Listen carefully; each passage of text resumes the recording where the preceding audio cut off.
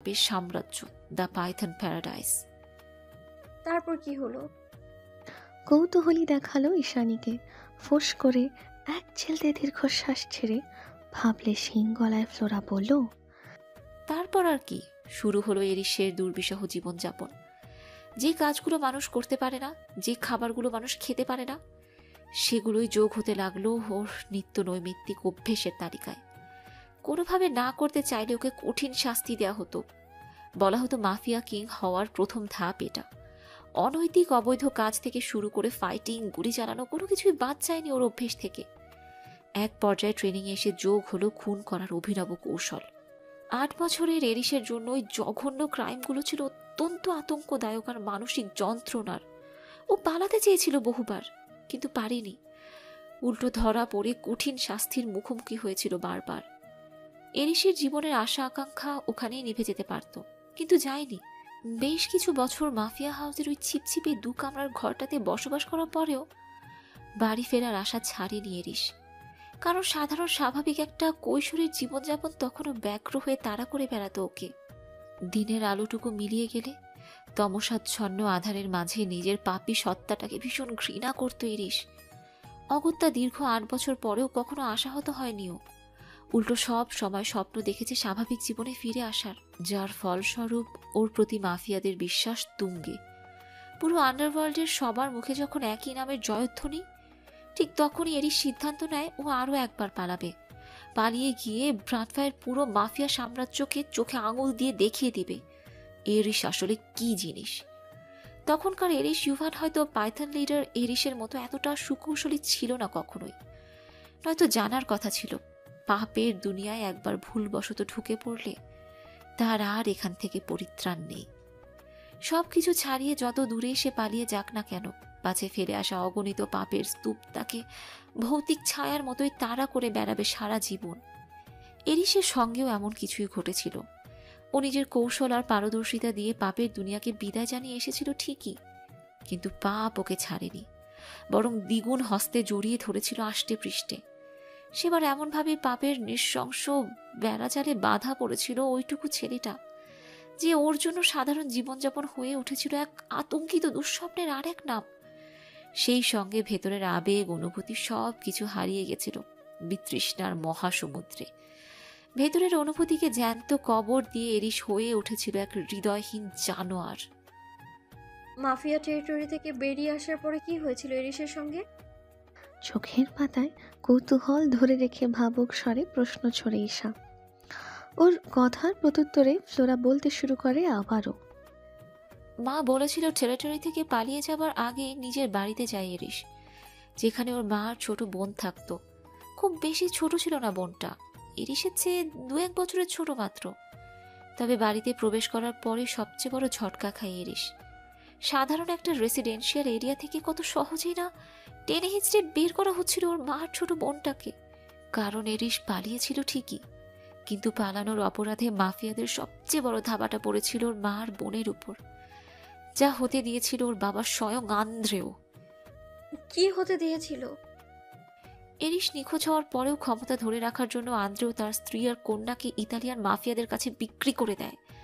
আর এরিস যে সময় বাড়িতে পৌঁছায়, ঠিক তখনই ওরা সবাই জোর জবরদস্তি করে এরিসের মা আর বোনকে হেলিকপ্টারে তুলছিল।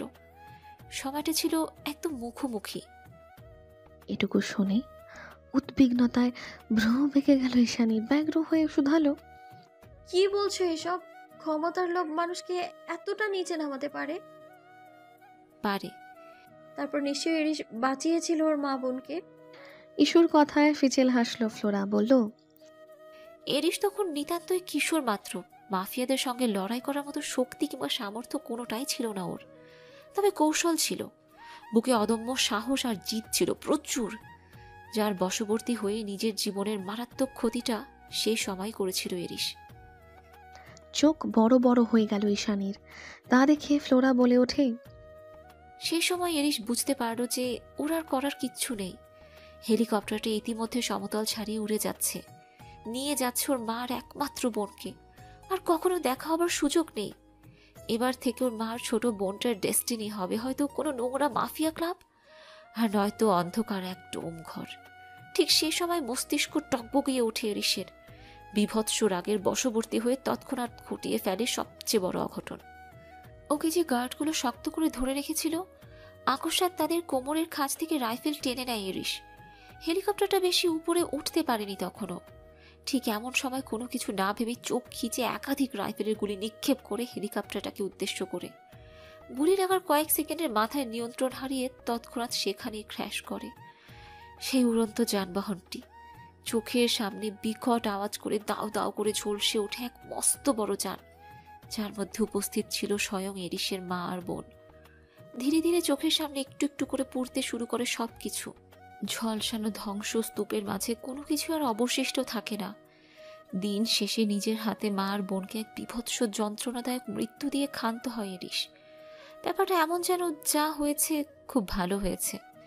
তবে এসবের প্রেক্ষিতে চরম প্রতিশোধের নেশায় উদ্ভ্রান্ত হয়ে পড়ে এরিস। ভেতরের পরিবর্তনটা বোধহয় তখনই হয়েছিল। দগদগে রক্তিম অঙ্গারের মাঝে এক মুঠো ছাই ছাড়া কিছুই অবশিষ্ট ছিল না আর। এই কাহিনীর পরপরই এরিসের প্রথম শিকার হয় ওর নিজের বাবা আন্দ্রেউ। তখন ছিল সন্ধ্যা নামার আগ মুহূর্ত। দুর্বার সিঁদুর রাঙা টকটকে লাল আকাশের মতোই রক্তে মাখামাখি হয়ে ভর সন্ধ্যায় এই পেন্ট হাউসে এসে হাজির হয় এরিস। আমরা তখনও পেন্ট হাউসেই থাকতাম। পেন্ট হাউসের মাঝে যে লাউঞ্জটা দেখছো, ঠিক ওখানে দাঁড়িয়ে নিজের বাবাকে নৃশংসভাবে কুপিয়ে হত্যা করেছে এরিস। সেদিন ওর মাঝে মানুষ নয়, যেন জেগে উঠেছিল এক ভয়াবহ হিংস্র পশু সত্তা। ওর বাবা মরে গিয়েছিল অনেক আগে, তবুও উন্মাদের মতোই ঘন্টার পর ঘন্টা কুপিয়ে যাচ্ছিল একটা ছিন্ন ভিন্ন মরদেহকে, যেন এটা কোনো মানুষ নয়, জন্তু জানোয়ারে খুবলে খাওয়ার এক টুকরো সামান্য মাংসের অংশ বিশেষ মাত্র। তাজা রক্তে ভিজে উঠেছিল ওর সমস্ত শরীর, তবুও থামছিল না ওর মাঝের হিংস্রতা। ঠিক সেই সময় পেছন থেকে ওর কাঁধের উপর হাত রাখে একজন। কথার এই পর্যায়ে বিরতি টানল ফ্লোরা। ঈশানী অস্থির হয়ে কাঁপা গলায় শোধালো, কে রেখেছিল হাত? বিরস মুখে জবাব দিল ফ্লোরা, তুষার ছিল ওটা। তীক্ষ্ণ ভাঁজে কুঞ্চিত হলো ঈশানীর সরল কপাল। ফ্লোরা জিভ দিয়ে শুষ্ক অধর ভিজিয়ে বলতে লাগলো, তুষার হলো পাইথন প্যারাডাইসের আসল লিডার ভানিয়া মিকাইলের একমাত্র ছেলে, তুষার জাওয়াদ মিকাইল। তুষারের মা ছিল না, কারণ তার বাবাও ক্ষমতার লোভে অন্য একজন মাফিয়ার মেয়েকে বিয়ে করেছিলেন ঠিকই, কিন্তু নিষিদ্ধ জগতের বাদশা হবার দরুন স্বাভাবিক সম্পর্কটা টিকিয়ে রাখতে পারেনি বেশি দিন। অগত্যা তুষারকে রেখে বিদায় নিয়েছিল তুষারের মা। কিন্তু আন্দ্রেও যখন ভানিয়াকে মেরে নিজে প্যারাডাইসের ক্ষমতা দখল করলো, তখন থেকেই বন্দী ছিল তুষার। খুব খারাপভাবে নির্যাতনের শিকারও হতে হয়েছিল ওকে। ওই জন্যই আন্দ্রেওকে মারার পর এরিসকে নিজের সেভিয়ার মনে করতে শুরু করে তুষার। মাথা পেতে নেয় নতুন পাইথন লিডারের আকস্মিক বশ্যতা। যেন এটাই হবার ছিল। ছোটবেলা থেকে একটা সহজ সরল সাধারণ ছেলের মাঝে একটু একটু করে সহিংসতার যে বীজ বপন করে দিয়েছিল ব্রাডফা, কালের পরিক্রমায় এখন সেই বীজ ডালাপালা ছড়িয়ে তেজি হিংস্র ধ্বংসাত্মক এক পাপিষ্ঠে পরিণত হয়েছে। তার মানে তুমি বলতে চাইছো এরিসের পুরো পরিবারকে ও নিজ হাতে হত্যা করেছিল, তাই তো? হ্যাঁ সূচক মাথা দোলায় ফ্লোরা। বিক্ষিপ্ত কণ্ঠে বলে, এখানে দোষটা ঠিক কার তা আমার জানা নেই ইস্যু। তবে মনে হয় পুরোটাই ছিল পাইথন লিডারের ভবিতব্য, কারণ ডেস্টিনি আমরা চাইলেও বদলাতে পারি না। তুমি বলতে চাইছো আমরা নই, বরং ডেস্টিনি আমাদের জীবন বদলে দিতে পারে? হ্যাঁ ইস্যু পারে, ডেস্টিনি অনেক কিছুই বদলাতে পারে। ফ্লোরার কথার আর কোনরূপ প্রত্যুত্তর করে না ঈশানী। বিনা দ্বিধায় ঘুমন্ত আকাশ পানে চেয়ে দীর্ঘশ্বাসের বহর ছাড়ে নির্বিঘ্নে। আজ 2 দিন হলো ফ্লোরা নেই পেন্ট হাউসে। তুষার আর এরিসেরও হদিশ নেই কোনো। ঈশানীর অবশ্য সেসবে মাথা ব্যথা নেই একটু, তো সেদিন রাতের কথাগুলো থেকেই বের হতে পারছে না আজ অব্দি। চোখ বুঝলেই মানসপটে ভেসে ওঠে বিভীষিকাময় কিছু আবছায়া দৃশ্য। না জানি এরিস কতটা কষ্ট পেয়ে মেরে ফেলতে বাধ্য হয়েছিল নিজের পরিবারকে। আর তারপর এক মহাসমুদ্র ব্যথার আড়ালে হারিয়ে গিয়েছিল ওর ভেতরের আবেগ, অনুভূতি, দুর্বলতাগুলো। এখনকার এরিস ওর অত্যাচারী হলেও সেই ছেলে মানুষ সহজ সরল এরিসের জন্য বড্ড অনুশোচনা হয় ঈশানীর। যদিও সেসব ফিকে, তবুও আজকাল ঘুমোতে পারে না মেয়েটা। এই যেমন এখন এই মুহূর্তে কিছুতেই ঘুম নামছে না চোখের পাতায়। মস্তিষ্কে ভীষণ চিন্তার পাহাড়। অক্ষিপট সুস্পষ্ট, অগত্যাই বিরক্ত হয়ে উঠে বসল ঈশানী। এতগুলো বছর আগে ঘটে যাওয়া অন্য কারো জীবন কাহিনী নিয়ে এত মাথা ব্যথার কোনো মানেই হয় না। সেই ভেবে বিছানা ছেড়ে গিয়ে বসলো স্টাডি টেবিলে। হয়তো ডায়েরি লেখার প্রয়াসে, কিন্তু তার আগে একটু পানি পান করা জরুরি। বটলে পানি ছিল না। সহসা পানি পানের উদ্দেশ্যে রুম থেকে পা টিপে টিপে বের হলো ঈশানী। যদিও পা টিপে হাঁটছে, তবুও নুপুরে রিনঝিন আওয়াজটুকু ঠিকই ক্রমান্বয়ে প্রতিধ্বনিত হচ্ছে নিস্তব্ধ লাউঞ্জের চার দেওয়ালে। ফ্লোরা না থাকায় কিচেন কাউন্টারটা ফাঁকা পড়ে আছে। চারিদিকে কেমন শূন্যতা জড়ানো। পুরো লাউঞ্জে এক পল চোখ বুলিয়ে তপ্ত শ্বাস ছাড়ে ঈশানী। অতঃপর বটলে পানি ভরে ফের হাঁটা ধরে রুমের দিকে। কিচেন থেকে বেরিয়ে যাবে তখনই দৃষ্টি আটকায় পেন্ট হাউসের সদর দরজায়। সেদিকে ঠোঁট উল্টে সামান্য উঁকি দিতেই দেখতে পায় আহত অবস্থায় পা টেনে টেনে মাত্রই দরজা ঠেলে লাউঞ্জে প্রবেশ করছে এরিস। পরনের সফেদ রঙা শার্টটা রক্তে ভেজা, হাঁটুর দিকটা অনেকখানি ছিলে বিভৎস হয়ে আছে। কপালের ক্ষতস্থান থেকে চুয়ে চুয়ে পড়া রক্তের স্রোতে ভিজে যাচ্ছে মুখমণ্ডল। হুট করেই এরিসের হীন মুমূর্ষ অবস্থা দেখে ভরকালো ঈশানী। ব্যগ্র পায়ে দুকদম এগিয়ে গিয়ে আর চোখে পরখ করলো মাফিয়া বসকে। দেখলো ক্ষত বিক্ষত শরীরটা নিয়েই ধীরে ধীরে দোতলার দিকে এগিয়ে যাচ্ছে এরিস। ওর কণ্ঠনালী থেকে বেরিয়ে আসা তপ্ত ব্যথাতুর গোঙানির আওয়াজ স্পষ্ট শুনতে পাচ্ছিল ঈশানী, যার ফলে প্রথমে কিঞ্চিত খারাপ লাগলেও পরক্ষণেই নিজের অবস্থান, নিজের বন্দিদশা সব কিছু মনে হানা দেয়।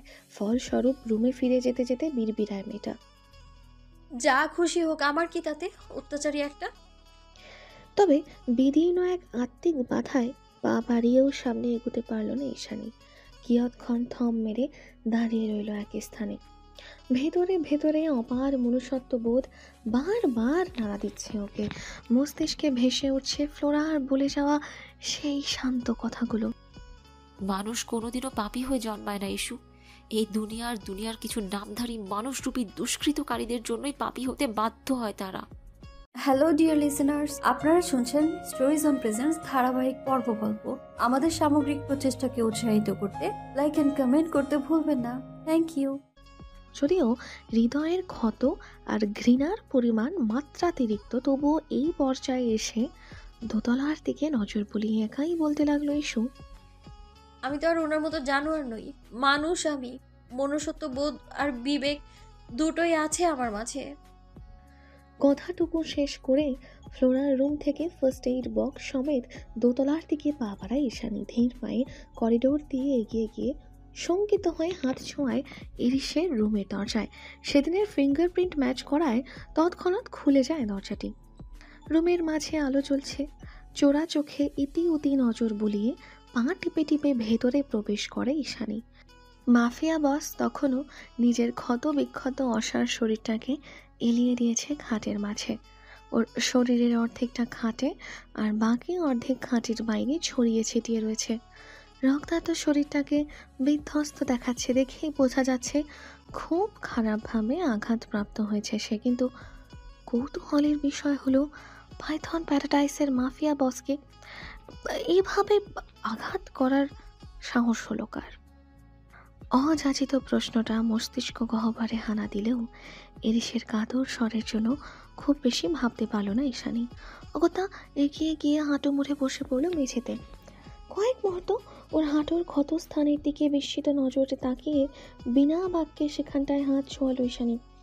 ব্যথাতুর শরীরে একটুখানি উষ্ণ হাতের পরশ অনুভব করার সঙ্গে সঙ্গে ধীর গতিতে উঠে বসে ইরিশ। ছাউনি ঘোলাটে এরিশ সমান তালে টলছে। ঘোর লাগা চোখে খানিকক্ষণ অজ্ঞাত নীলাম্বরীকে পরখ করে যখন বুঝতে পারল এটা ঈশানী, তখন হুট করেই নিজের রক্তাক্ত পুরুষালী হাতটা আলতো স্পর্শে ছড়িয়ে দিল ঈশানীর তুলতুলে কোমল কপলে। পান পাতার মতো ঢল ঢলে সুশ্রী গালে নিজের রক্ত মাখা হাতটা বুলিয়ে অস্পষ্ট আওয়াজে বলল, তোমার মতো মেয়ে আর একটাও দেখেনি এরিশ ইভান। তাজা রক্তের উৎকট গন্ধে চোখ মুখ কুচকে এলো ইস্যুর। নিজের নাকটা শিখোয় তুলে মেয়েটা বিরক্ত ভঙ্গিতে ঝাঁঝালো গলায় বলল, তা দেখবেন কেন? কোনোদিন শুনেছেন কাউকে নিজের অত্যাচারীর ক্ষততে মলম লাগাতে? আমি লাগাচ্ছি, কারণ আমি আপনার মতো জানোয়ার নই, মানুষ আমি। বিবেক বুদ্ধি দুটোই আছে আমার। গম্ভীর মেয়েটার জল জলে নীল চোখে এক পল নিজের ঘোলাটে দৃষ্টি বুলিয়ে আবারও শটান হয়ে বিছানায় গা এলিয়ে দেয় ইরিশ। পা দুটো তখনও বিছানার বাইরেই নিবদ্ধ। এত বেশি জটিল ক্ষত জীবনে দেখেনি ঈশানী। তবে এসবের জন্য ডক্টর প্রয়োজন, কিন্তু রক্তক্ষরণ বন্ধ না হলে তো মরে যাবে লোকটা। সেই ভেবে তাড়াহুড়োয় ওর রক্তাক্ত কপালে হাত ছোঁয়ায় ঈশানী। কিঞ্চিত অনীহা নিয়ে সেখানটায় গজ পেঁচাতে পেঁচাতে বলে, বিভৎস ক্ষত, নির্দয় পাষাণ লোক একটা। ঈশ্বর তপ্ত আওয়াজ কর্ণগহ্বর ছুতেই ঘোরের মাঝে ফিচেল হাসল ঈশানী।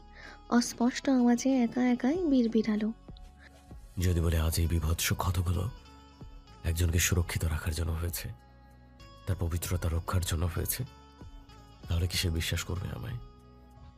এরিসের এসব অহেতুক অস্পষ্ট কথায় কান দিল না ঈশানী, বরং মনোযোগী ভঙ্গিতে কপালটাকে মুড়িয়ে দিতে লাগলো সফেদ ব্যান্ডেজের আস্তরে। বিড়বিড় করতে করতে এক পর্যায়ে আধো আধো করে চোখ খোলে ইরিশ। চোখ খুলতেই দেখতে পায় একটা স্নিগ্ধতায় জড়ানো সরল পবিত্র মুখ। একজোড়া গভীর সমুদ্রের মতো নীল চোখ, যা এই মুহূর্তে এরিসের দুনিয়া ভুলিয়ে দিতে সক্ষম। এরিস দেখল, অতঃপর পুনরায় চোখ দুটো বন্ধ করে নিল পরম আবেশে। কেন যেন ভীষণ আরাম লাগছে। আরামের কারণে গভীর ঘুমে দু চোখ জুড়িয়ে আসছে ওর। হতে পারে ব্যথানাশকের পার্শ্ব প্রতিক্রিয়া, নয়তো একটা মেইলি ভ্যানিলা ফ্লেভারের সুবাসে এই পরাস্ত ঘুমের ঘোর। সে যাই হোক, আহত শরীরটাকে অযথা পেরেশানি দিল না ইরিশ। ঘুমের ঘোরে তলিয়ে যেতে যেতেই ভুলবশত এক টানে নিজের ইস্পাত কঠিন বুকের মধ্যে ঢুকিয়ে নিল ইস্যুকে। আচানক কাণ্ডে ধর ফরিয়ে উঠল ঈশানী। মাফিয়া বসের সুদর্শন চেহারাটা ওর চোখের সামনে স্পষ্টত হলো কিছু সময়ের জন্য। বেখেয়ালে সেদিকে এক নজর আহত দৃষ্টি বুলিয়ে অকস্মাৎ ওকে ধাক্কা মেরে উঠে দাঁড়ায় ভীত মেয়েটা। সাথে করে নিয়ে আসা ফার্স্ট এইড বক্সটা ফেলে রেখেই তাড়াহুড়ো পায়ে রুম ছেড়ে ছুটে পেরিয়ে যেতে যেতে ঝাঁঝালো কণ্ঠে বলে ওঠে, জানোয়ার একটা। নিরবিচ্ছিন্ন ধূসর গোধূলি সূর্যের লালচে আভা মিলিয়ে গিয়েছে অনেক আগেই।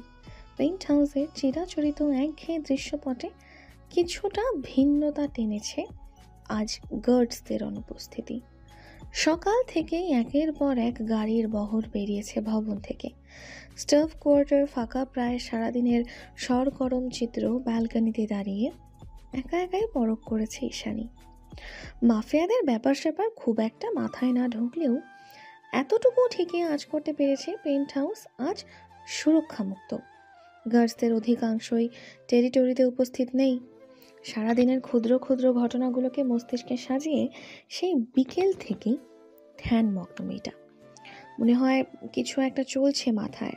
আজ আর নিজের রুমে নেই।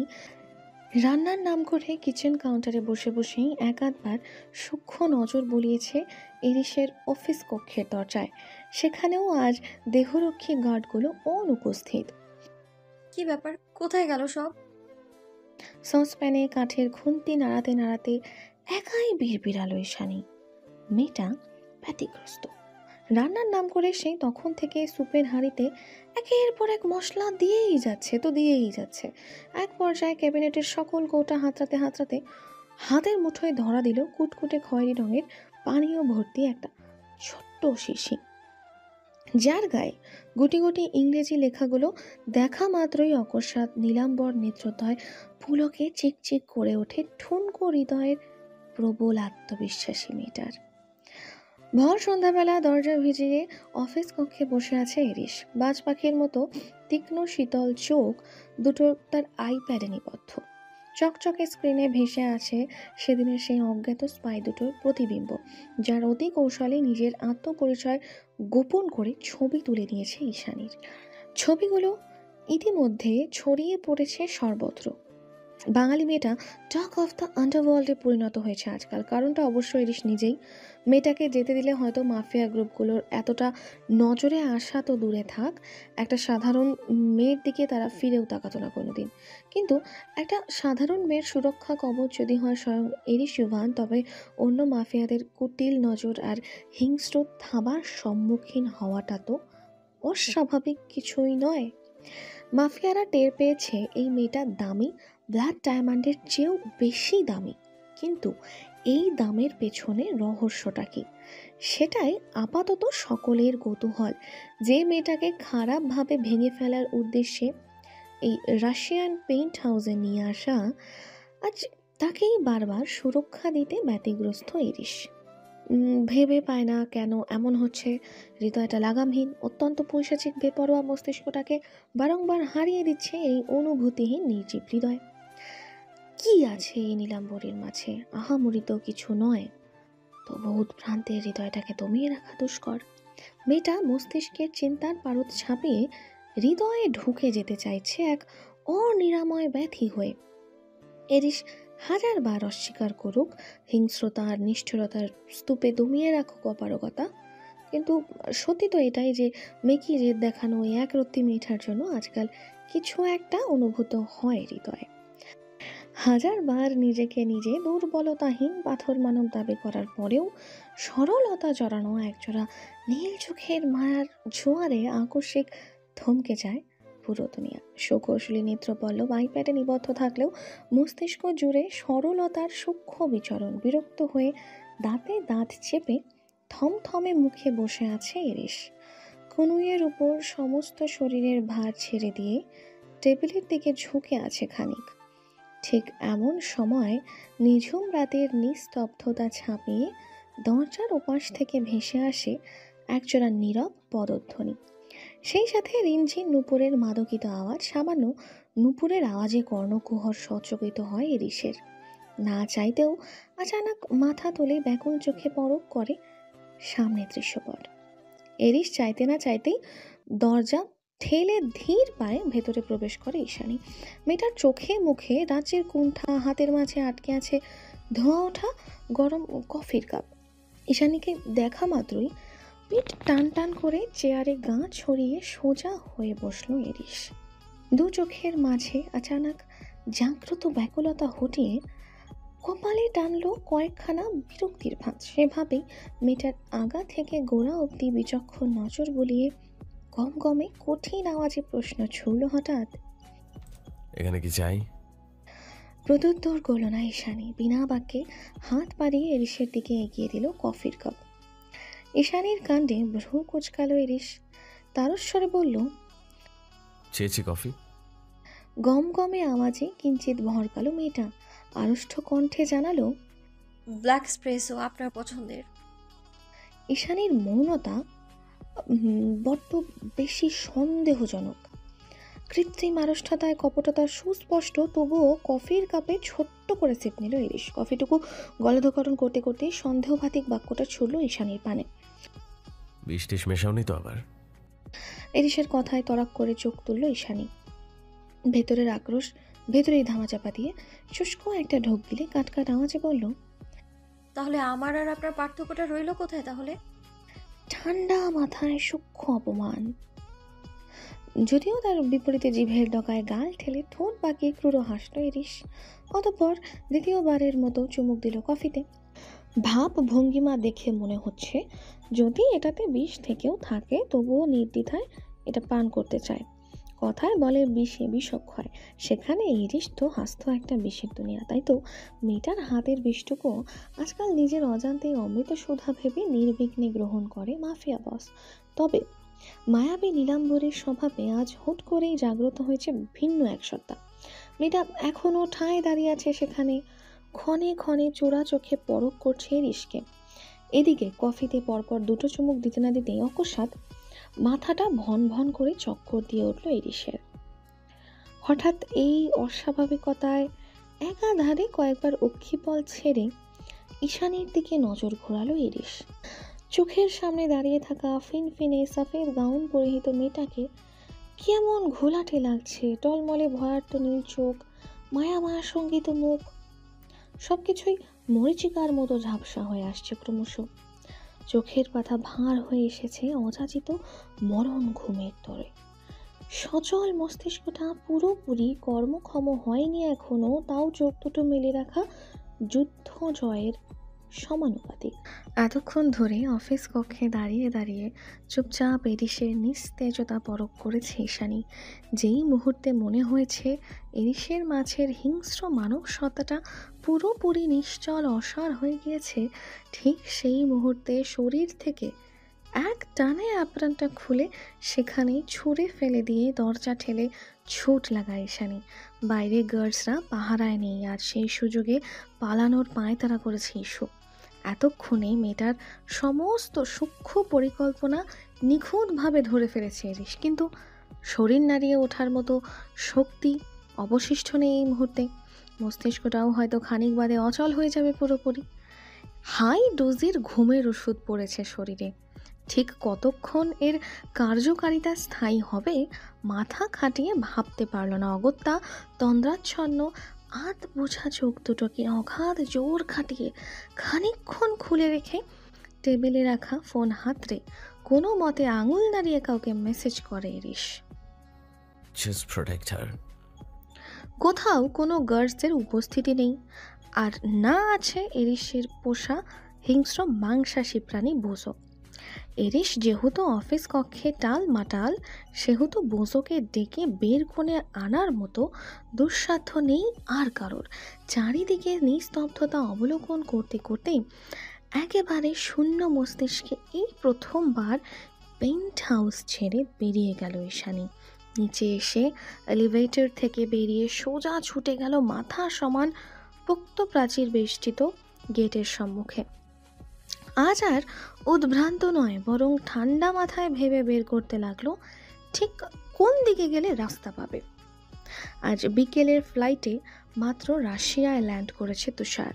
এরপর মাইল 30 বরফ আবৃত পিচ্ছিল রাস্তা পাড়ি দিয়ে পেন্ট হাউসে ফিরতে ফিরতে সন্ধ্যা রাত। আজই ফেরার কথা ছিল না তুষারের, কিন্তু অনুষ্ঠান মাফিয়াদের প্রোগ্রামে থাকাটা আবশ্যক। তবে পেন্ট হাউসে প্রবেশের আগেই এরিসের পাঠানো খুদে বার্তায় চক্ষু সচকিত হয়ে ওঠে। জাস্ট প্রটেক্ট হার। হ্যালো ডিয়ার লিসেনার্স, আপনারা শুনছেন স্টোরিজ অন প্রেজেন্স ধারাবাহিক পর্ব গল্প। আমাদের সামগ্রিক প্রচেষ্টাকে উৎসাহিত করতে লাইক এন্ড কমেন্ট করতে ভুলবেন না। Thank you. স্টোরি জোন, তোমার অনুভূতিদের খুঁজে নাও এখানেই। কাকে প্রোটেক্ট করার কথা বলছে এরিস? কার প্রোটেকশন নেই বা এত মাথা ব্যথা মাফিয়া বসের? ব্যাক সিটে গা এলিয়ে দিয়ে তুষার ভাবল কিয়ৎক্ষণ, পর মুহূর্তে ওর অজ্ঞাত ভাবনার ইতি টেনে দৃশ্যপটে ভেসে ওঠে ঈশানীর ভয়ার্ত মুখমণ্ডল। ঈশানীকে দেখা মাত্রই চট করে মাথা তুলে কিঞ্চিত ঝুঁকে সামনের দিকে গভীর দৃষ্টিপাত করলো তুষার। ওদিকে গেট ছাড়িয়ে বের হতে না হতেই ঈশানীর পথ আটকে দেয় একটা কালো রঙা রোলস রয়েস। গাড়ির ইঞ্জিন ছিল পুরোপুরি বন্ধ। অগত্যা গাড়ির মধ্যে কে আছে না আছে সেসব লক্ষ্য না করেই পায়ের কাছে পড়ে থাকা একটা পাথরের ন্যায় বরফ খণ্ড দিয়ে ক্রমাগত আঘাত করতে করতে গাড়ির ফ্রন্ট গ্লাসটা ভাঙতে শুরু করে ঈশানী। তাও কয়েক মুহূর্ত ধরে চুপচাপ ঈশানীর অনিয়ন্ত্রিত কর্মকাণ্ডগুলো আশ্চর্য হয়ে দেখেছিল তুষার। আজ করার চেষ্টা করছিল ওর পরবর্তী পদক্ষেপ। গাড়ির কাজটা যখন পুরোপুরি চূর্ণ বিচূর্ণ, ঠিক সেই মুহূর্তে হাতে থাকা বরফের খণ্ডাংশটি ছুঁড়ে ফেলে তুষারকে এক প্রকার হতবিহবল বানিয়ে দিয়ে হঠাৎ করে জঙ্গলের উল্টো পথে ছুট লাগায় ঈশানী। এবার আর ভুল পথে নয়, সঠিক পথ ধরেই ছুটছে মেয়েটা। এরিস কি তাহলে ঈশানীকেই প্রোটেক্ট করার কথা বলছিল একটু আগে? ও শিট। নিজের মূর্খতায় বিরক্ত হয়ে সশব্দে গাড়ির স্টিয়ারিংয়ের উপর পাঞ্চ বসালো তুষার। ধীরে ধীরে অন্ধকারের মাঝে হারিয়ে যাচ্ছে মেয়েটা। এদিকে গাড়ির বেহাল দশা। এক্ষুনি ওকে না আটকালে আজ রাতে যা কিছু হয়ে যেতে পারে, সেই ভেবে তাড়াহুড়ো করে আধা ভাঙা গাড়িটাকে নিয়ে উল্টো রাস্তা ধরে অপ্রতিরোধ্য গতিতে ছুটে যায় তুষার। ল্যাম্পপোস্টের নিয়ন রোশনাইয়ে আলোকিত চারিপাশ সূক্ষ্ম আলোকরশ্মি অনুসরণ করে অবশেষে জঙ্গল ছাড়িয়ে হাইওয়ে রাস্তায় এসে পৌঁছেছে ঈশানী। হিমালয়ের ন্যায় তুষার আবৃত নামহীন পর্বতমালার ফাঁক ফোকর গলিয়ে এগিয়ে গিয়েছে রাস্তাটা। শুনশান নিস্তব্ধ রাতে আঁকা বাঁকা রাস্তাটাকে মৃত অজগরের মতোই ভয়াতর ঠেকছে নীলাম্বরের দু চোখে। তবে ভয়াতর এই রাস্তার চাইতেও হাজার গুণ সংখ্যায় চুপসে আছে ঈশানী। এরিস ইভানের গোলক ধাঁধা থেকে মুক্তি পাওয়া মুখের কথা নয়, যখন তখন বদলে যেতে পারে দৃশ্যপট। সেই ভয়ে ততস্থ মেয়েটা কুণ্ঠিত দৃষ্টি ফেলে চারিদিকে চোখ বুলিয়ে শুষ্ক ঢোক গেল আলগোছে। অতঃপর গলায় পেঁচানো ওড়নার সাহায্যে খানিকটা মুখ ঢেকে এগিয়ে গিয়ে দাঁড়ালো রাস্তার ধারে। রাস্তাটা নির্জন। মিনিটের মাথায় না হলেও কিছুক্ষণ পরপর দেখা মেলে দু একটা মালামাল বোঝাইকৃত কভার্ড ভ্যান আর লরির। অচেনা দেশে এসবে উঠতে সাহস পায় না ঈশানী। সহসা চাতকিনীর ন্যায় নিষ্প্রভ দৃষ্টি ফেলে চেয়ে থাকে রাস্তার অদূরে। ভাগ্যের জোরে যদি কোনো বিশ্বাসযোগ্য গাড়ি মিলে যায় তবেই এ যাত্রায় মুক্তি ওর। কিন্তু ঈশানীর ভাবনাকে আচানক নস্যাৎ করে দিয়ে জঙ্গলের এবড়ো খেবড়ো রাস্তার মাঝ থেকে হাওয়ার পেকে বেরিয়ে আসে তুষারের ভঙ্গুর জরাজীর্ণ গাড়িটাকে দেখা মাত্রই চিনে ফেললো ঈশানী, কারণ একটু আগেই নিজ হাতে গাড়ির এই হাল করেছে ও। পেন্ট হাউস থেকে এতদূর পালিয়ে এসে আবারও সেই ভাঙাচোরা গাড়িটার সম্মুখীন হতে না হতেই কলিজার পানি শুকিয়ে মরা কাঠে পরিণত হলো অন্তঃকরণ। ঈশানী ভয়াদর ঢোক গেল। অতঃপর গাড়ির মধ্যে উপস্থিত মানবের দৃষ্টি এড়াতে রাস্তার উল্টো দিকে হাঁটা ধরল জোর কদমে। গাড়ি সমেত ওর পিছু নিয়েছে তুষার। ওদিকে চোখ মুখ খেচে ঈশানীও হাঁটছে। এভাবে রাস্তা ধরে এগোতে এগোতে এক পর্যায়ে আগন্তুক এক ট্যাক্সির দেখা পেল ঈশানী। হাত নাড়িয়ে সেটাকে ইশারা করতেই থেমে গেল ট্যাক্সিটা। ট্যাক্সির দিকে পা বাড়িয়ে পেছনে এক পল শঙ্কিত দৃষ্টি ফেলল মেয়েটা। দেখল তুষারের গাড়িটা এদিকেই ছুটে আসছে হাওয়ার বেগে। ওকে দেখেছে কি দেখেনি সেটুকু ভাবনার ফুরসত নেই আপাতত। বরফ ঠান্ডা আবহাওয়ার মাঝেও তীর তিরিয়ে ঘামছে নাকের ডগা। হাতে খুব বেশি সময় অবশিষ্ট নেই আর, সেই ভেবে অযাচিত ভয়ে মুখমণ্ডল নীল হয়ে এলো ওর। উদ্বেগে ঠক ঠক করে কাঁপছে সমস্ত শরীর। তবুও কোনো মতে টেনে টুনে দুর্বল শরীরটাকে নিয়ে সামনে পা বাড়ালো ঈশানী। কিঞ্চিত ঘাড় নামিয়ে তড়ি ঘড়ি করে দু হাতে কড়া নাড়ল ট্যাক্সির টিনের জানালায় টোকা পড়ার সঙ্গে সঙ্গে কাঁচ নামালো ড্রাইভারের মতো লোকটা। দেখতে শুনতে ভদ্রলোক, চোখের মাঝে নিদারুণ বিস্ময় তার। যদিও কৌতূহলটুকু ধরা দিল না ঈশানীর কাছে, চেহারার আদল অত্যন্ত স্বাভাবিক রেখেই রুশো ভাষায় কিছু একটা জিজ্ঞেস করলো সামনে দাঁড়ানো হাঁপানি রোগীর মতো অস্থির চিত্তের মেয়েটাকে। লোকটার কথা বুঝে এলো না ঈশানীর, উল্টো তার কথার মাঝপথেই মুখমণ্ডলে রাজ্যের আড়ষ্ঠটা টেনে উতলা হয়ে ওঠে ভীত সন্ত্রস্ত মেয়েটা। কম্পিত স্বরে অনর্গল বলতে শুরু করে, please help me, please please. ঈশানীর বলতে দেরি লোকটা এক মুহূর্তও ভাবল না আর, চট করেই আনলক করে দিল গাড়ির দরজা। আরও একবার ঘাড় ঘুরিয়ে পেছনে ফেলে আসা তুষারের গাড়ির পানে শঙ্কিত দৃষ্টিপাত করে তড়ি ঘড়ি পায়ে গাড়িতে উঠে বসল ঈশানী।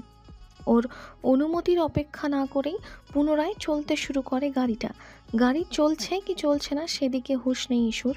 ও এখনও ঘাড় ফিরিয়ে ব্যগ্র চোখে তুষারের গাড়িটাকে পরখ করায় ব্যস্ত, যেটা এতক্ষণ ধরে ওকে অনুসরণ করলেও কিয়ৎক্ষণের মাঝে অদৃশ্য হয়ে গিয়েছে তমসাচ্ছন্ন নিস্তব্ধ রাতের আড়ালে। ভয়ের চোটে হাঁপড়ের মতো ওঠানামা করছে ওর দুর্বল বক্ষপিঞ্জর। চোখ মুখের অবস্থা বিমর্ষ। ড্রাইভার মতো লোকটা লুকিং গ্লাসের সাহায্যে দু একবার চোখ বলিয়েছে ইস্যুর পানে, তবে মুখ ফুটে একবারও জিজ্ঞেস করেনি ওর গন্তব্য। এদিকে তুষারের গাড়িটা হারিয়ে যাওয়ার পরপরই ব্যাকসিটে গা এলিয়ে দিয়ে স্বস্তিতে দীর্ঘশ্বাস ছাড়ল ঈশানী। এতক্ষণে বোধহয় বেরিয়ে আসা রুহটা আবারও অন্তরালে গিয়ে মিশেছে ওর। অহেতুক ক্রন্দনের জোয়ারে ঝাপসা চোখের মনি মনে হচ্ছে এই তো কিছুক্ষণ আগেই সুন্দর পৃথিবীতে ফের পুনঃজন্ম নিল।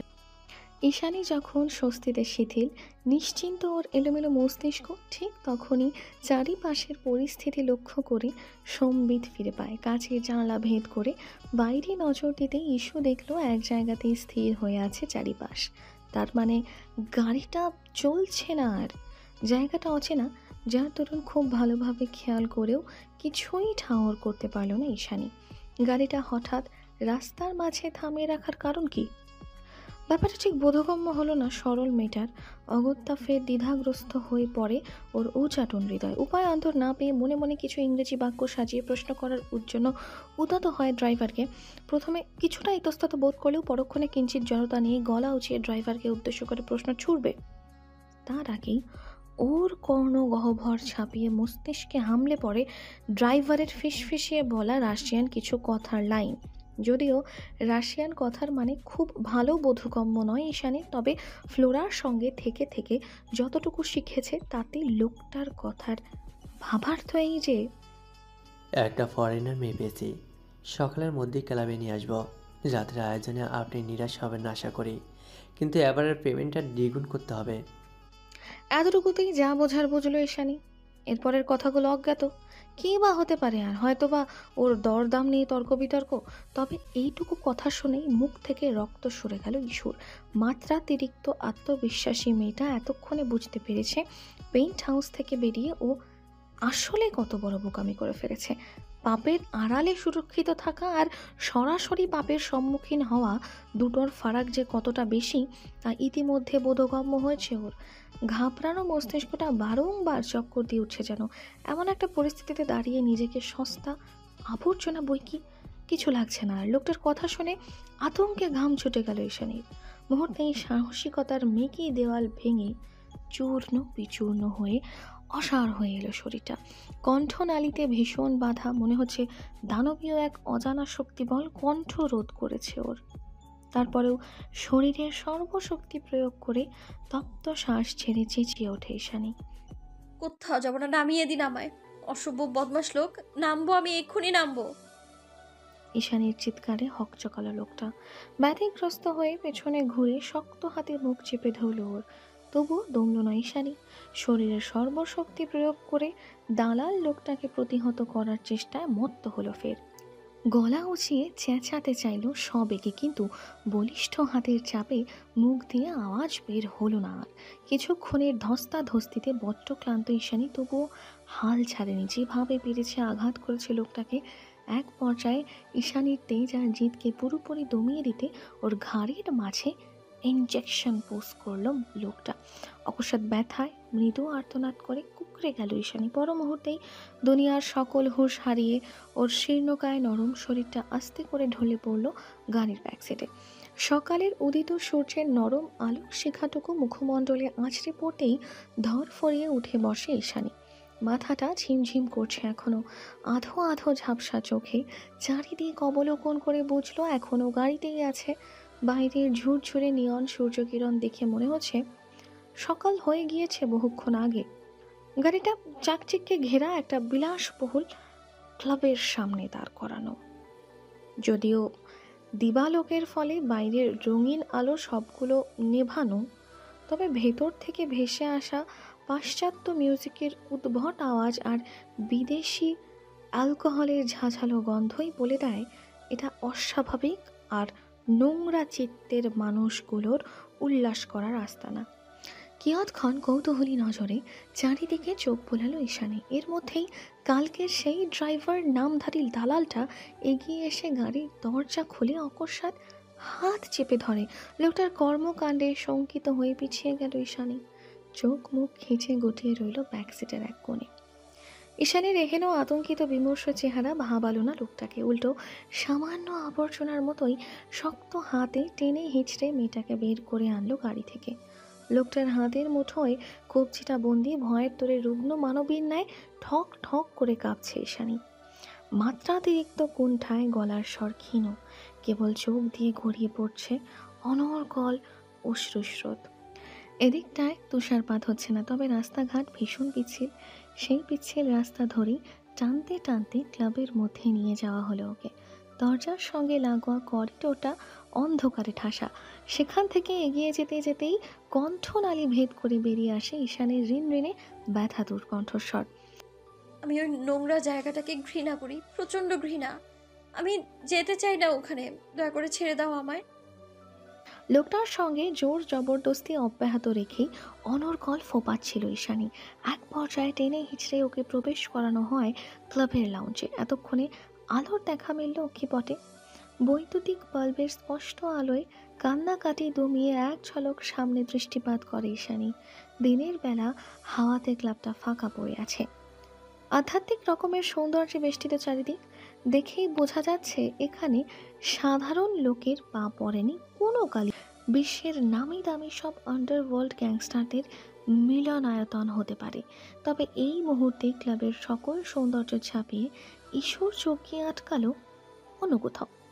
খুব কাছে, একেবারে মুখ বরাবর দরজায় ঠ্যাস দিয়ে দাঁড়িয়ে আছে একটা লোক। পরনে তার ব্ল্যাক মাস্ক আর ব্ল্যাক হুডি, আর ধূসর বাদামি নিগুড়ো নেত্রোদ্বয় ঈশানীর ফোলা ফোলা আহত চোখে নিবদ্ধ।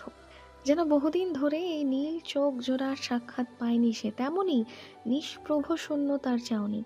দু চোখে আবেগ নেই আর না আছে অনুভূতির লেশ, তবুও কিছু তো একটা জমে আছে ওই নিষ্পলক্ষী গহ্বরে। অন্য কেউ না চিনলেও এই পিয়ার্সিং করানো শূন্য নির্জীব চোখ দুটো কখনোই ভুলতে পারবে না ঈশানী। নিশ্চিত এটাই এরিস। যদিও ওর মনোবল ঠুনকো, বারবার ভেঙে যায় আত্মবিশ্বাস, তবুও এই মুহূর্তে দাঁড়িয়ে সবচেয়ে অপছন্দের নিষ্ঠুরতম লোকটার কাছে সাহায্য চাইতে এক বিন্দু দ্বিধা বোধ করল না ঈশানী। দালালটার হাতের মধ্যে থেকে ক্রন্দনরত গলা উঁচিয়ে হুডি পরিহিত লোকটাকে উদ্দেশ্য করে বলে উঠল, আপনি এর তাই না? দয়া করে রক্ষা করুন, ওরা আমাকে নোংরা জায়গায় পাঠিয়ে দেবে। আপনি চাইলে সব পারেন, আমাকে একটু সাহায্য করুন। আমি আর কোনোদিনও পালাবো না, মিনতি করছি এবারের মতো বাঁচান আমায়। ঈশানীর এহেন চিত্ত বিদারক কাকুতি মিনতির পরেও কোনো রূপ ভাবান্তর দেখা গেল না লোকটার মাঝে। সে এখনো দু পকেটে হাত ঢুকিয়ে ঘাড়টা সামান্য করে দাঁড়িয়ে আছে নির্লিপ্তে। অনুভূতিহীন শূন্য চোখ জোড়া আটকে আছে কান্নারত ঈশানীর শান্ত ফ্যাকাশে মুখশ্রীতে। লোকটার মাঝে কোনোরূপ প্রতিক্রিয়া না দেখে সন্দিহান ঈশানী কান্নার জ্বরে ফুপিয়ে ওঠে। ফের প্রশ্ন ছুড়ল ওকে, আপনি এরিস তো? কোনো রূপ জবাব এলো না অপর পক্ষ থেকে। দালাল লোকটা আর ফুরসাত দিল না ঈশানীকে। জোর জবরদস্তি করে টেনে টুনে নিয়ে গেল ক্লাবের পেছনের কামরায়। পেছনের কামরাগুলোতে দেশি বিদেশি সুন্দরী রমণীদের অভাব নেই। তাদের প্রত্যেকের পোশাক আশাক অত্যন্ত সুনিপুণ আর নান্দনিক। এক একজনের শরীর থেকে ভুর ভুর করে নির্গত হচ্ছে দামি পারফিউমের স্নিগ্ধ সুবাস, অথচ এত চাকচিক্য আর আকর্ষণীয় পোশাক আশাকের মাঝে ঈশানী দাঁড়িয়ে আছে একটা ময়লা ছেঁড়া গাউন পরে, যেটা কিনা সরু কাঁধ ছাড়িয়ে নিচে ঢলে পড়ছে বারবার। হ্যালো ডিয়ার লিসেনার্স, আপনারা শুনছেন স্টোরিজ অন প্রেজেন্স ধারাবাহিক পর্ব গল্প। আমাদের সামগ্রিক প্রচেষ্টাকে উৎসাহিত করতে লাইক এন্ড কমেন্ট করতে ভুলবেন না। Thank you. সবাই তীক্ষ্ণ চোখে তাকিয়ে আছে মুখের দিকে, যা দেখে জড়সড় হয়ে দাঁড়িয়ে মাথা নুয়ে ফেলল ঈশানী। ফুপিয়ে কান্নার তোরে এখনো কম্পিত হয়ে উঠছে দুর্বল শরীরটা। দালাল লোকটা আঙুলের ইশারায় ওদের মাঝের একজনকে ডেকে পাঠিয়ে বলল, মেয়েটাকে রেডি করাও, সন্ধ্যা নিলামে উঠবে ও। রুশো কথার আগা মাথা কিছুই বুঝলো না ঈশানী। অগত্যা তাকিয়ে রইল ফ্যাল ফ্যাল করে। লোকটার নির্দেশে এগিয়ে এসে বাহু চেপে ধরে মেয়েটা। আকস্মিক ঘটনায় ভরকাল ঈশানী চেঁচিয়ে উঠে বলল, যাব না, কোথাও যাব না আমি। তৎক্ষণাৎ চোখ রাঙালো মেয়েটা, তেজি কণ্ঠে ঝাঁঝিয়ে উঠে বলল, যাবি না মানে? বিস্ময়ে হতবিহ্বল ঈশানী। এই মেয়েটা বাংলা জানে, অবশ্য জানারই কথা, এখানে সব মেয়েদের টিম লিডার। তথাপি ভাবনার গহ্বরে পৌঁছানোর ফুরসত পেল না মেয়েটা। তার আগেই নতুন উদ্যমে শুরু হলো টানা হেঁচড়া। মেয়েটার আদেশে আরও একজন এগিয়ে এসে আঁকড়ে ধরল অন্য বাহু। অতঃপর স্থির কণ্ঠে বলল, ওকে মেকআপ রুমে নিয়ে যাও। জোর জবরদস্তিতে চুলগুলো এলোমেলো হয়ে লেপটে আছে সমগ্র মুখে। চেঁচামেচিতে কক্ষ থেকে বেরিয়ে হল রুমে জড়ো হয়েছে সকলে। হাই হিল পরিহিত মেয়েগুলোর টানা হেঁচড়ায় বিধ্বস্ত ঈশানী যেন রাস্তা থেকে তুলে আনা উদ্ভ্রান্ত এক রুগ্ন মানবী। অবশেষে ভাগ্যের কাছে হার মেনে বৃথা চেষ্টার ইতি টানল সরল মেয়েটা। এতগুলো মানুষের সঙ্গে না পেরে সহসা ঢুকে গেল মেকআপ রুমে। সন্ধ্যা হতে না হতেই লাল নীল গ্লিটারি আলোয় জ্বলে উঠেছে সমগ্র মাফিয়া ক্লাব। ল্যান্টেনের মৃদু হলদে রোশনাইয়ে চোখ ধরে আসার উপক্রম। চারিদিকে মম করছে রেড ওয়াইন আর সুস্বাদু স্ন্যাক্সের ঝাঁঝালো সুঘ্রাণ। ফ্রন্ট গেটের সামনে বিস্তৃত লাল গালিচা পেরিয়ে ভেতরে প্রবেশ করছে একের পর এক নামি দামি গাড়ির বহর। গাড়িগুলোকে সাদরে আমন্ত্রণ জানানোর জন্য গেটের কাছে দাঁড়িয়ে আছে এক ঝাঁক সুন্দরী রুশো তরুণী। তাদের আবেদনময়ী পোশাক আর দাঁড়িয়ে থাকার ভঙ্গিমা যে কোনো মাফিয়ার মনে কামনার ঢেউ তুলে দিতে সক্ষম। কুশল বিনিময়ের একটু পরেই শুরু হবে নিলাম। নিলামে মূলত সব আকর্ষণীয় আর দামি বস্তুগুলোকে সাজিয়ে গুছিয়ে প্রদর্শন করা হয় সকল মাফিয়াদের সম্মুখে। তারা সেগুলোকে জহুরি চোখে পরখ করে দাম নির্বাচন করেন। অতঃপর যে সবচেয়ে ভালো দাম দিতে পারে তার নিকট হস্তগত করা হয় ওই দামি বস্তুটি। দেশি বিদেশি আন্ডারগ্রাউন্ড সহিংস মাফিয়াদের আসর জমেছে পর্দার ওপাশে। সবাই তারা আলাদা আলাদা গ্যাং লিডার হওয়া সত্ত্বেও রাশিয়া তাদের গন্তব্যস্থল। তাই তো বছরে একবার হলেও ব্র্যাডফার আয়োজিত প্রোগ্রামে উপস্থিত হয় সকলে। নিলামও শুরু হয়ে গিয়েছে বেশ কিছুক্ষণ আগে। এতক্ষণ মেকআপ রুম থেকে ঠেলে ঠুলে বের করা হয়েছে ঈশানীকে। পরনে ব্যাকলেস টকটকে লাল গাউন, যার এক পাশ হাঁটু অব্দি দৃশ্যমান, পায়ে 4 ইঞ্চি সমপরিমাণ ব্ল্যাক স্টিলেটো, সরু তুলতুলে কবজি, আর গলায় শোভা পেয়েছে হিরে খচিত চমৎকার শ্বেত পাথরের নেকলেস। স্মোকি আইশ্যাডোর সঙ্গে ম্যাচিং করে ঠোঁট রাঙানো হয়েছে গাঢ় ম্যাট লিপস্টিকের আস্তরে। সব কিছু পরিপাটি, কোথাও কোনো খামতিটুকু অবশিষ্ট নেই। তবু মেয়েটার সমগ্র মুখমণ্ডলে ছেয়ে আছে রাজ্যের আধার। ঈষৎ কালো মেঘে ঢেকে যাওয়া আকাশের মতোই ফিকে লাগছে ওর নজর কাড়া সৌন্দর্য। নীল চোখ দুটোতে অসহায়ত্বের নিদারুণ ছাপ। ঈশানী চুপচাপ দাঁড়িয়েছিল বলে আবারও সেই মেয়েটা এসে ধমকাতে শুরু করে ওকে। এখনো এখানে দাঁড়িয়ে কি দেখছো? তোমাকে ডাকা হয়েছে, কানে শুনতে পাও না? আমি যাব না, দয়া করুন, আমি সত্যি এমন মেয়ে নই। ঈশানীর কান্না কাটিতে বিন্দু পরিমাণ তোয়াক্কা না করে মেয়েটা তেতো কণ্ঠে বলে উঠল, শুরুতে কেউই এমন থাকে না। এটা একটা স্বর্ণের মতো জায়গা, ধীরে ধীরে অভ্যস্ত হয়ে যাবে। ছি! ঘৃণায় চোখ মুখ কুঁচকে ফেলল ঈশানী। ওর এহেন অতীব সরলতায় বিরক্ত হয় মেয়েটা। চোখে মুখে ক্ষুব্ধতা জড়ো হয় মুহূর্তেই। তৎক্ষণাৎ হাত ধরে টানতে টানতে এগিয়ে যায় ক্লাবের দিকে। যাওয়ার সময় পথিমধ্যে পুনরায় থমকালো ঈশানী।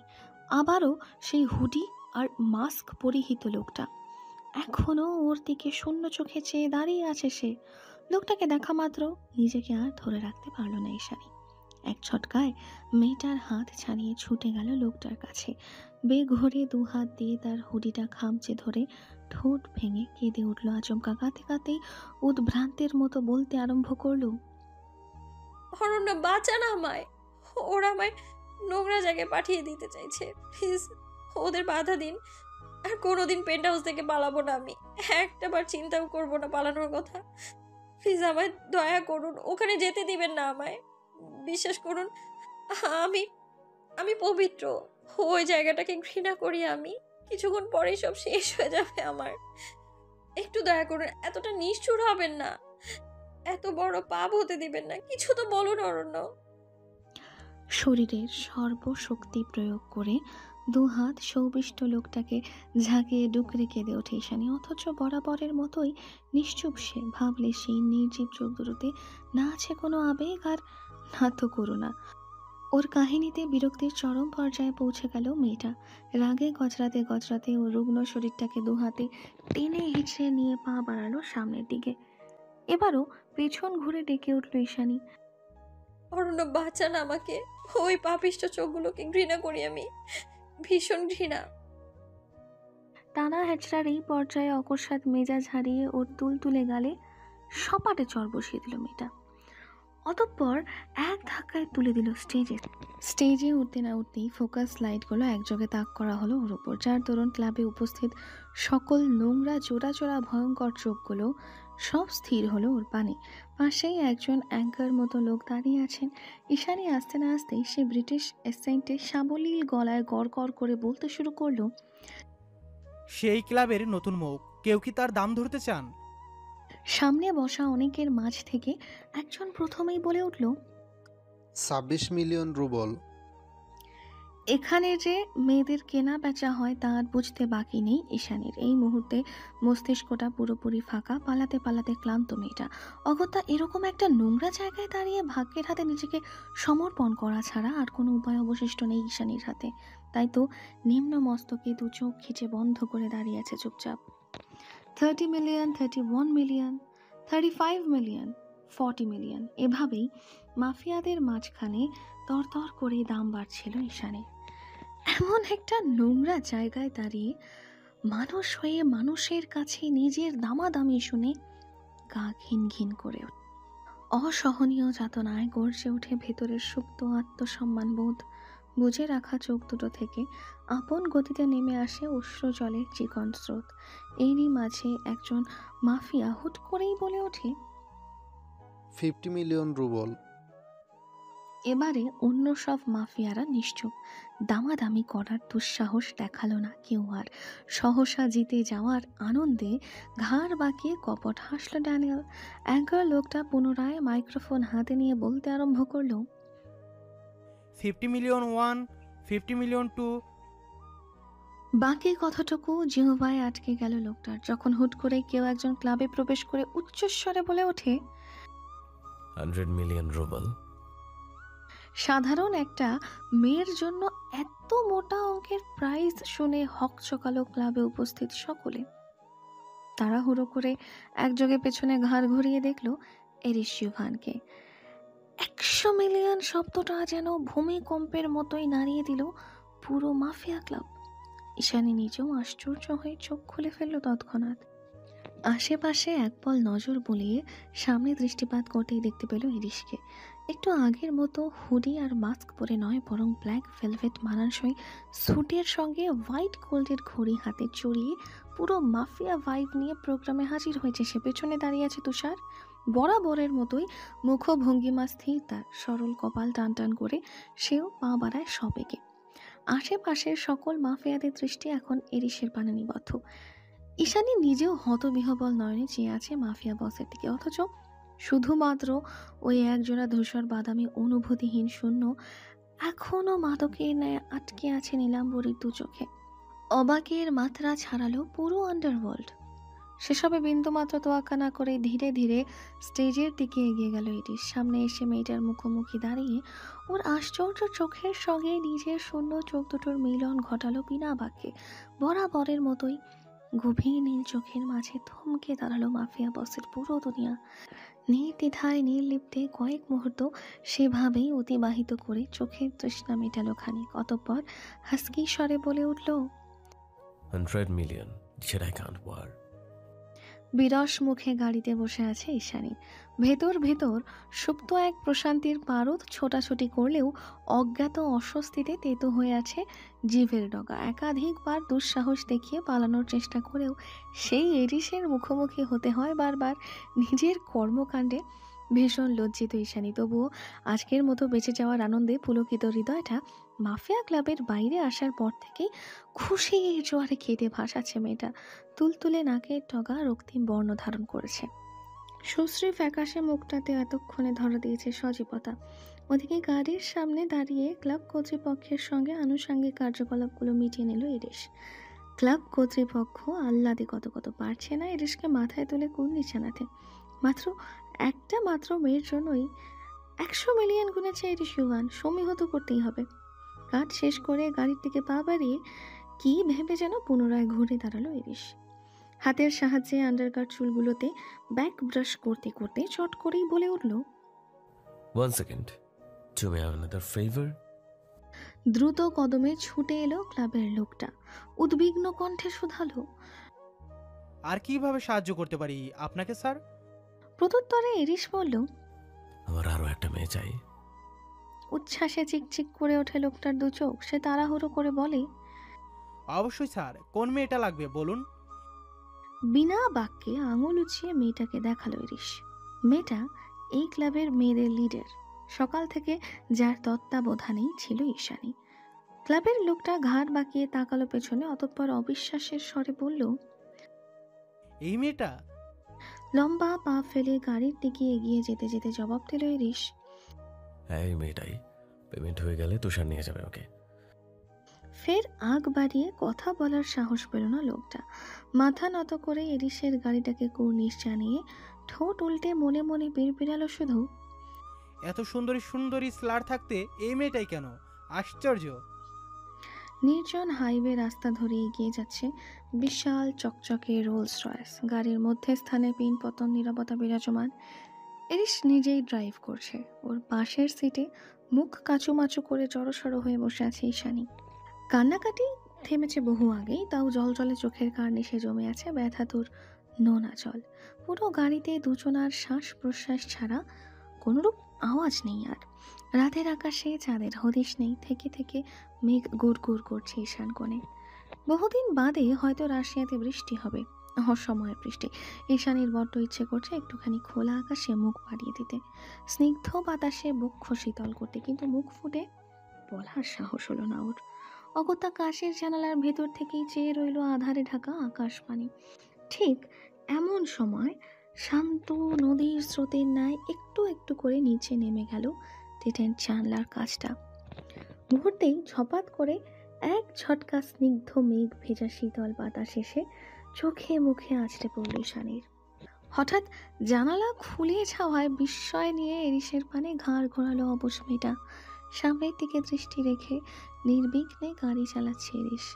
ইস্যু তখন ট্যাপ টেপিয়ে তাকিয়ে আছে দেখে একাই কটমটিয়ে বলে ওঠে সে, সাফোকেশন হচ্ছিল খুব, তাই খুলে দিয়েছি। এত বড় গাড়িতে সাফোকেশন, ব্যাপারটা বেশ অদ্ভুত। তাও চুপ হয়ে রইল ঈশানী। আবারও বিষাদপূর্ণ নীরবতায় ছেয়ে গেল পুরো গাড়িটা। তবে কিছুক্ষণ পরেই সকল নীরবতার ইতি টেনে স্বগতিতে বেজে ওঠে এরিসের ভাইব্রেট করা মোবাইল ফোনটা। ফোনের লোকেশন দেখে এগোচ্ছিল এরিস। কানে কোনো ইয়ারপডও ছিল না। অগত্যা ড্রাইভিং অব্যাহত রেখে লাউড স্পিকারে দিয়ে ফোনটা রিসিভ করলো। ফোন তুলতে না তুলতেই ওপাশ থেকে তুষার বলল, মেয়েটাকে কি করবো এখন? কিয়ৎক্ষণ চুপ থেকে জিভের ডগায় গাল ঠেলে চোয়াল শক্ত করে এরিস বলে ওঠে, জানে মেরে ফেলো। এরিসের হুকুম শুনে শিউরে ওঠে ঈশানী। চকিতে দৃষ্টি ফিরিয়ে ভয়ার্ত ঢোক খেলে চুপচাপ।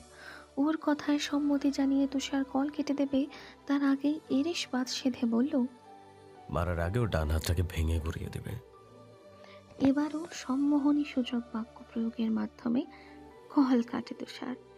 এরিসের নৃশংসতা দেখে অভ্যস্ত ঈশানী। নতুন করে আটকে ওঠার কিছু নেই, কিন্তু ওর চোখে মুখে বিস্ময়ের ছাপ সুস্পষ্ট। সহসা কৌতূহলের পারদ দমাতে না পেরে চট করে প্রশ্নটা করেই ফেলল এরিসকে, এভাবে হাত ভেঙে দিতে বললেন কেন? কি ক্ষতি করেছে উনি আপনার? নিশ্চয় এরিস ভাবলেশহীন হয়ে ড্রাইভ করছে সে। প্রশ্নের উত্তর না পেয়ে কিঞ্চিত অপমান বোধ করলো ঈশানী। অন্যদিকে ঘুরে বিড়বিড়ালো তৎক্ষণাৎ,